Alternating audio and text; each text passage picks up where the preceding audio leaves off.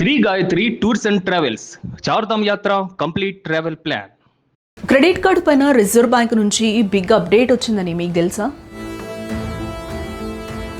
Due date ముంచుకొస్తుంటే గుండెల్లో గుబులు పుడుతున్న వారికి ఈ అప్డేట్ మంచి రిలీఫ్ ఇస్తుందని కూడా మనం చెప్పుకోవచ్చు. రిజర్వ్ బ్యాంక్ ఆఫ్ ఇండియా మనం ఎవరు ఊహించని విధంగా క్రెడిట్ కార్డు యూజర్లకు పెద్ద ఊరటనిచ్చే నిబంధనలు అయితే తీసుకొచ్చిందని చెప్పుకోవచ్చు. అయితే ఈ రూల్స్ 2027 ఏప్రిల్ 1 నుంచి అమల్లోకి వస్తాయని కూడా తెలుస్తూ ఉంది. క్రెడిట్ కార్డు విషయంలో మనందరి దగ్గర ఉండే పెద్ద సమస్య డ్యూ డేట్ కదా. ఈ డ్యూ డేట్ రోజున బిల్లు కట్టకపోతే భారీగా పెనాల్టీ పడుతూ ఉంటుంది. ఆ పెనాల్టీ ఎంత ఉంటుందంటే మార్కెట్లో డైలీ ఫినాన్స్ వాళ్ళు వసూలు చేసే వడ్డీ రేటు కంటే ఎక్కువ ఉంటుంది. పోనీ పెనాల్టీతోనే ఆగిపోతాయా బ్యాంకులంటే అది కాదు కదా, వాటికి జిఎస్టీలు సర్ఛార్జీలతో మోత మోగిస్తారు. కానీ ఆర్బీఐ ఇప్పుడు మార్చిన గైడ్లైన్స్ ప్రకారం ఒకవేళ మీరు బిల్లు కట్టడం 3 రోజులు లేట్ అయినా దాన్ని పాస్ట్ డ్యూ కింద పరిగణించరు. డ్యూ డేట్ అయిపోయిన తర్వాత అదనంగా 3 రోజులు సమయం ఇస్తున్నారు. ఈ 3 రోజుల విండోలో మీరు బిల్లు క్లియర్ చేస్తే మీకు ఎలాంటి అదనపు రుసుము పడదు.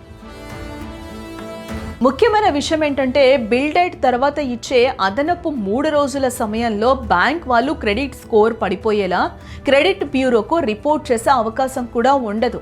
సో మిడిల్ క్లాస్ మరియు వర్కింగ్ ప్రొఫెషనల్స్కు చిన్న చిన్న పొరపాట్ల వల్ల జరిగే నష్టం నుంచి పెద్ద రక్షణ దొరుకుతుందని కూడా మనం చెప్పుకోవచ్చు. ఇక రెండో విషయం చూస్తే 2 రోజుల లేట్ పేమెంట్కు మొత్తం బిల్లు మీద పెనాల్టీలు వేసే రోజులు కూడా ఇక పోతాయి.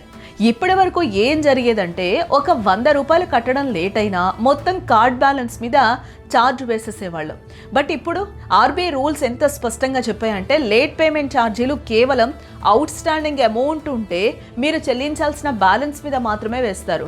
ఈ 2 రూల్స్ వల్ల మీ క్రెడిట్ కార్డ్ కష్టాలు దాదాపు తీరిపోతాయనే మనం చెప్పాలి.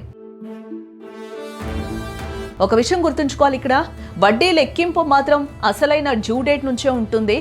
అందుకే వీలైనంత వరకు సమయానికి కట్టడానికి ప్రయత్నించాలి. బట్ చిన్న ఆలస్యానికి భయపడాల్సిన అవసరం లేదనేది ఇక్కడ మనకి క్లియర్గా అర్థమవుతుంది.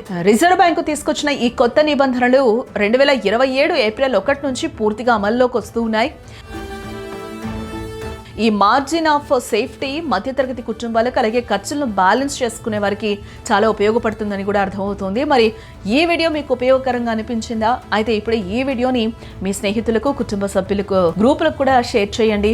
ఈ విధంగా క్రెడిట్ కార్డ్ వాడకంలో మన ఆర్థిక భద్రత మనమే కాపాడుకోవచ్చు. మీ క్రెడిట్ కార్డు కష్టాల గురించి ఈ వీడియో కింద తప్పకుండా కామెంట్స్ చేయండి. సొల్యూషన్స్ ఏమైనా ఉంటే వాటిపైన మేము కూడా వీడియోలు చేస్తాం.